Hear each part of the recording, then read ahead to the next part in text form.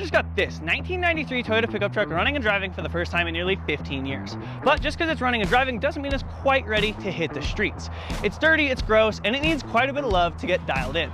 In order to do that, we're gonna get it completely cleaned up and transform this thing into an absolute unit of a daily driver. We've got an interior upgrade that we're gonna be getting a new stereo and speakers in this thing. I'm gonna change every single fluid in the truck to get the mechanicals 100% up to par. And on top of that, I've got a new set of wheels and tires to throw on this thing to put it just over the top.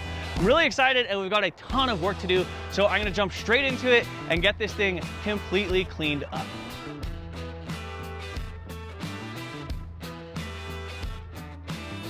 15 years of sitting has taken its toll on this truck, and it's time to make this thing look as good as it runs. And that means we're gonna have to start by power washing the entire thing down so that when I'm working on it, hopefully 5 gallons of dirt and dust doesn't fall on my face yet again.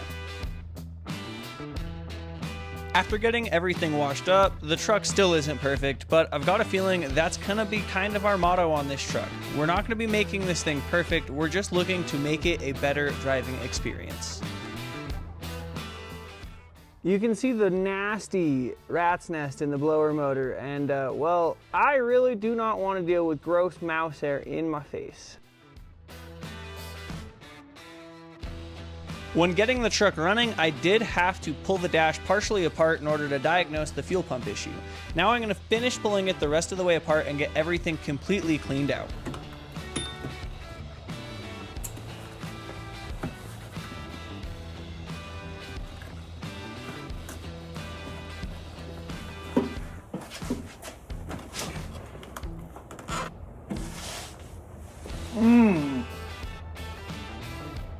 Yummy. That is disgusting. So glad I'm getting that out of the vents. There's still so much stuff up in there. Now that we've got it apart, it's time to get the vents completely shot vac out to get all the remnants of the mouse nest out and then bleach everything down so hopefully it doesn't smell gross. All right, now that we've got this thing cleaned up, I've got that disgusting mouse nest out of the blower motor. There was another one in the heater box I got rid of. We got everything wiped down, and it's time to start putting things back together, which means we're moving on to upgrades. I am going to be getting rid of this stereo. It's from like 1995 when this truck was probably brand new. It's got no provisions for a CD, and it is a cassette player. I'm sure it was great for its time, but we're in 2025 and the technology has moved on. We don't have touchscreen units that connect to your phone and Bluetooth and all that stuff, and this was really cheap actually. It's available at pretty much anywhere, and along with that head unit, we're also going to be replacing all of the speakers. We've got door speakers already installed in this thing, but for some reason, I don't think they're gonna work. The dash speakers were also just as destroyed, so we're gonna be putting 4 brand new speakers, a new head unit, and the entire HVAC system's cleaned out, so this thing should be so much more comfortable and convenient to drive. Starting with the head unit, this is nothing special. It's just a super cheapo thing. You can get it pretty much any big box store. I got it for like $65. I'm hoping to use the brackets that are already on this head unit to possibly just transfer to this thing, and then this doubled in should fit right in the dash and have no issues. That's what I'm hoping anyway. We're about to find out. One thing I really hate about the more modern stuff is that I looked forever to try and find one of these, just a nice little metal bracket to put a stereo in a Toyota pickup truck, and all I could find was plastic garbage, and it sucked. And look at this. We're reusing something that was put in here probably 30 years ago on a modern unit because these metal brackets just work. After messing with this for a second, it looks like we're gonna have to modify this metal bracket, which is something you can actually do to a metal bracket, which is really cool instead of plastic. What's going on is this top hole lines up fine, but none of the bottom holes line up. So I'm gonna mark it out, drill a little hole, and we should just be able to bolt this little bracket onto this head unit and slip it into the dash. Hopefully.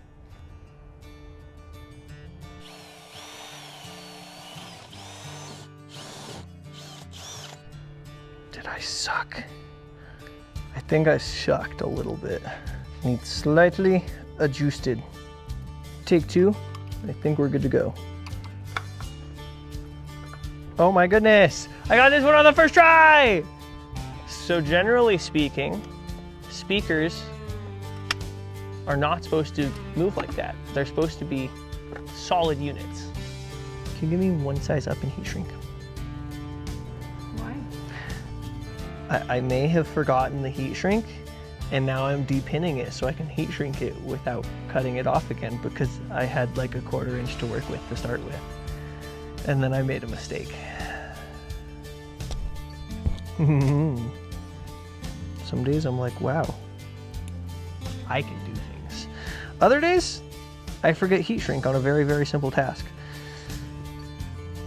I'll let you guess which day today is. That's right, we're putting heat shrink on before I even finish stripping stuff. Every single thing is gonna have heat shrink. Yep, I think every wire I can possibly splice right now has heat shrink on it. Now it's actually hooked up, wired in. We're gonna start putting things back together. Also, this thing had I took out 4 screws to get the entire dash part. 4 screws and 4 bolts. There should be a lot more than 4 screws to pull this whole dash apart. Either this glove compartment came out of a different truck, or this truck had decals at one point, because it says decorative style design part number blah blah blah blah blah blah blah. Which means this thing had some decals. Someone undeckled it. Speakers in this bad boy.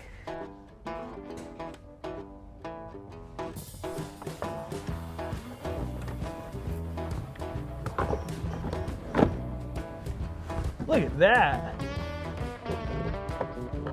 Somebody had already added to the 4-inch dash speakers with some 5 1/4 inch door speakers, so installing these was actually fairly simple. Feels like it didn't do the right thing. Also feels like it was not proper. Don't know why. It seems to work. Hang on. Didn't fall out. I think that's gonna be good enough for me. That sums up today.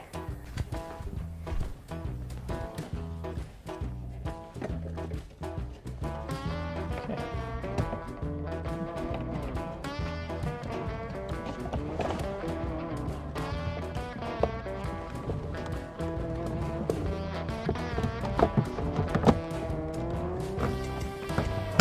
Funny is I haven't even hooked the battery up to make sure everything works, and I am in full send mode.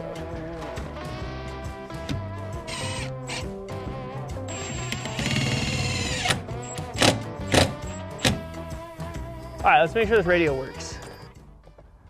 Okay, I was a little nervous there for a second. It didn't turn on with the key. I was like, no.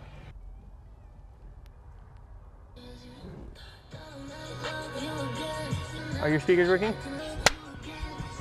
We have speakers. Gosh, this blower motor sucks so much to take in and out. I don't know why it sucks so much.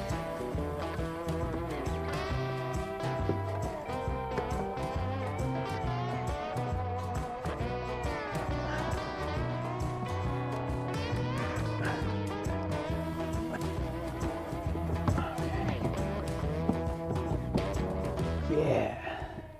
And that was only half the battle. The other half is getting that back screw in that is absolutely a pain in the butt. You hear those 3-4 flicks? That's what you get. I think I got it. Now, the real question is, does it work?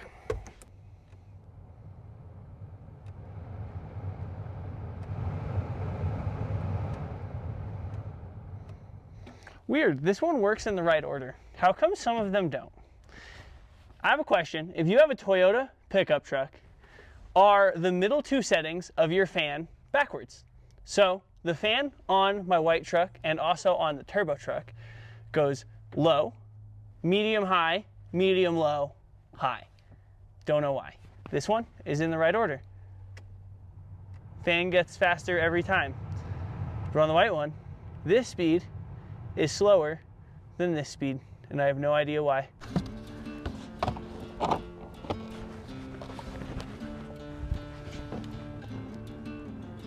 All right, now it's time to give this thing a good another solid vacuum out.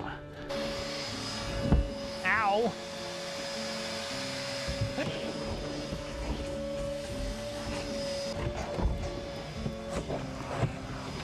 They definitely had dogs. I kept thinking this looked weird. I couldn't figure out why, and I stuck my head in here to try and see what was going on. And there were 4 speakers mounted under the back seats. There were 4 6-inch speakers mounted under the back seat. This one's all wired for a subwoofer and everything. Everything over here for a subwoofer is wired into over here. So I almost wonder if they had that set up to 4 6-inch speakers back here and had all of the factory room still available. That's so crazy. That would actually be so cool. A lot of keen-eyed viewers noticed I didn't actually do an oil change in the last video, but that's all right. We've got an oil change to do in this thing. I try and always use Toyota OE filters. Just one of those things that gives me peace of mind. So I'm gonna get down there, get this gross, who knows how old, 15-year-old oil out of this engine and get some fresh oil in it to hopefully give it a little bit better lease on life. I'm so happy. This oil filter was barely finger tight. I love when that happens, because at least I wasn't fighting it to get it off. But for context, this is how covered in oil everything in this engine bay is. I specifically power washed this filter and around this filter. It's just so bad.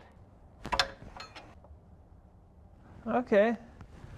Oil wasn't near as gross as it could have been, if I'm being honest. While I'm down here, I'm gonna go ahead and crack the front differential open and make sure that it is full of fluid. Impact go brrr. Oh yeah, that's really clear fluid, in fact. Cool. The service records said that it had front diff, rear diff, and transmission oil changed about 20,000 miles ago. So, it's cool to see that the oil still looks good. It's probably gonna be fine. Oh, yep. Perfectly full. This fluid looks a little darker than the front diff. That makes sense though. The front differential doesn't spin all the time, and this rear one does. DK fluid, full, golden, looks just like the front diff fluid. So now I'm gonna check the trans, and that'll be every fluid of the vehicle checked while the oil is still draining. Watch, it's probably gonna drip on my face now. I got it broken loose. I'm gonna get it out, and it's gonna go drip right on my face. And the transmission also has golden fluid. I've power washed this thing.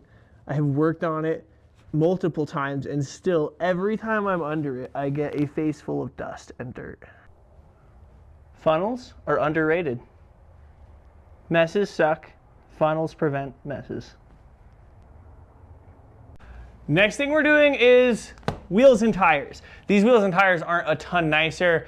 It's really just the wheels. The wheels are nice alloy aluminum wheels versus these steel wheels, and all 4 of these tires match, which is the really important part. I got a really good deal on them. I'm eventually probably gonna step up in tire size. This is the exact same size, but for now, some nice aluminum wheels and matching tires is gonna make it handle and feel a ton better.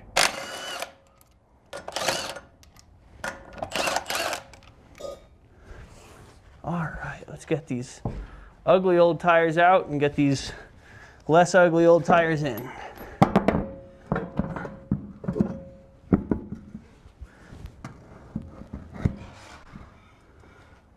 Cool.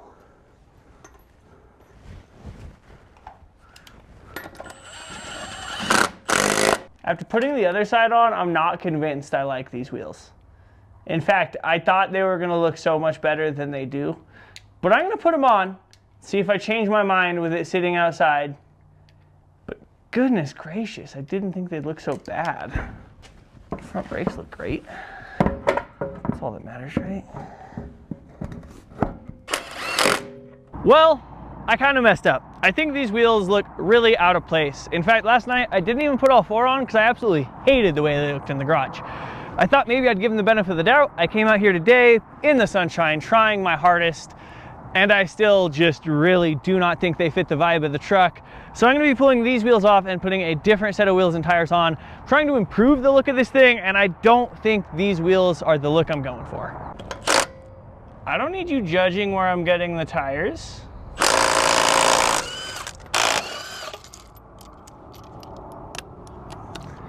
You know, it's hard. Tires are expensive. I've got way too many vehicles and they fit, so I'm gonna take them, all right? I don't need this judgment. Now we finally get to put some wheels and tires on this thing that aren't gonna look atrocious, are gonna match, and are gonna finally make this thing come together and look the part. Might even have found a rear bumper for it too.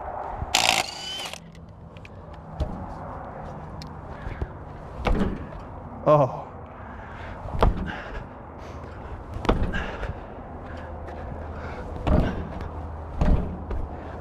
Oh goodness.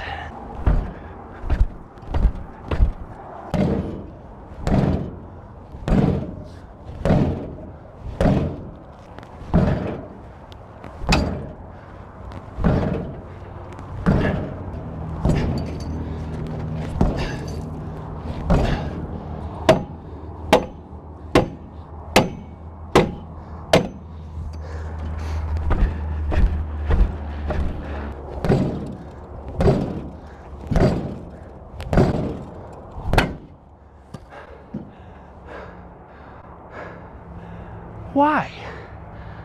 I did say it was gonna go quick and easy. Went ahead and I wire wheeled off these hubs to hopefully prevent stuff from just sticking again. And now it's time for the new tires.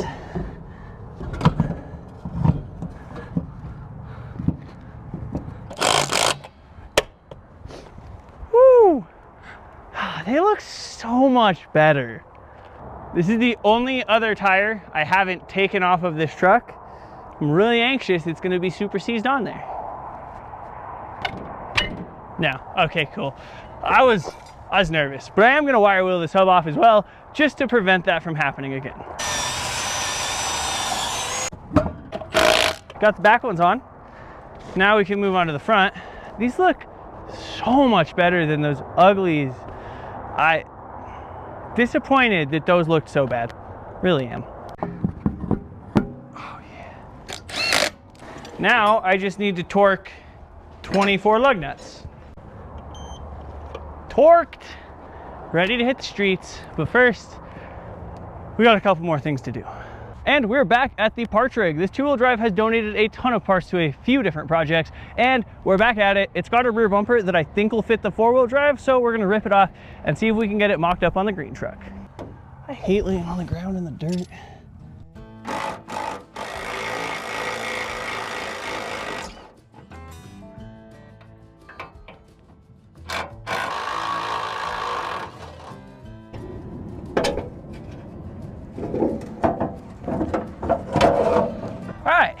Now this bumper's not perfect, but neither is this truck, and I think it's gonna look a whole lot better than having no bumper here.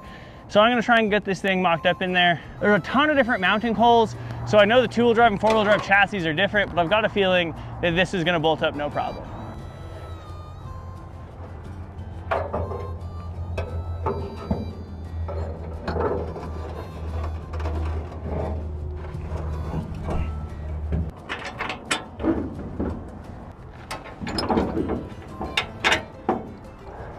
Before I bolt this thing up, it looks like this might hit the tailgate. So, problem solver.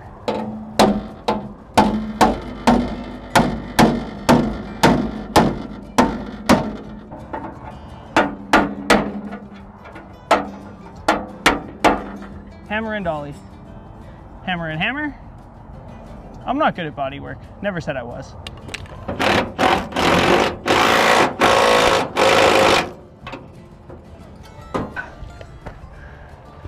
Oh, looks so much better. Not perfect by any means, but goodness gracious, bumpers help a lot. It's bumper bumpers. Now, we need to get this tailgate to tailgate. Currently, you have to like reach around and into it to get it open. That sucks. This is a beat up and wrecked up tailgate off of a Toyota pickup truck, but it's got a good handle and the entire internals should be good to go too, because it actually opens both sides. I'm gonna replace this super not ideal cable and lack of plate here. Hopefully it'll help this thing clean up a little bit more.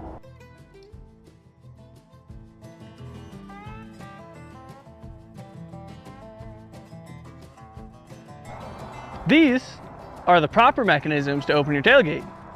This is a half-hearted attempt at something that you can make on your own with limited supplies. So we're gonna replace it with the right stuff, put these in there, and this thing should actually open and close like a real truck's tailgate. Also, this is broken. This is not.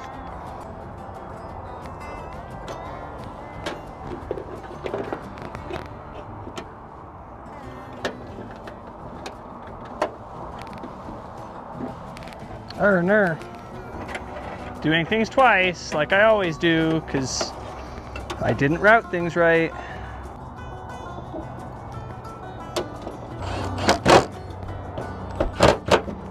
Now, let's see. Oh, I guess, let's make sure it shuts first. Remember, bench test.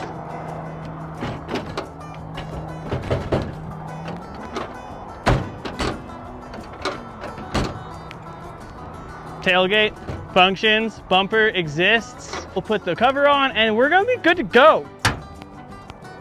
Trucking. Slowly but surely, we're gonna turn this thing into a decent little truck. You know, these 3 liters get a lot of flack. Think it could be a sweet truck, especially with the right 3 liter. This is turning into such a sweet little pickup truck, and I'm really excited. We've got some pretty crazy plans for this thing, so if you're liking the build, go ahead and hit that subscribe button. You don't want to miss what's coming next. All right, so we're on our way to go get this thing's emissions tested. Unfortunately, I again live somewhere where there's emissions. Still not ideal. I still don't love it, but it's something I got to deal with. So every single vehicle I get registered, I have to get emissions tested. And today we are hoping this 3 liter with 268,000 miles passes emissions. It's got a fresh tune-up, fresh fuel pump, and a fresh tank of gas. Hopefully that's enough. That's right, baby. We got a passed emissions test. It passed with flying colors. Literally, the guy, he recognized me because I have been registering so many vehicles lately. But also, he said it passed with better numbers than he's seen on most modern cars. Woo! This thing is dialed in. I am stoked. It's kind of sad that we're going to be ripping this engine out for something way better.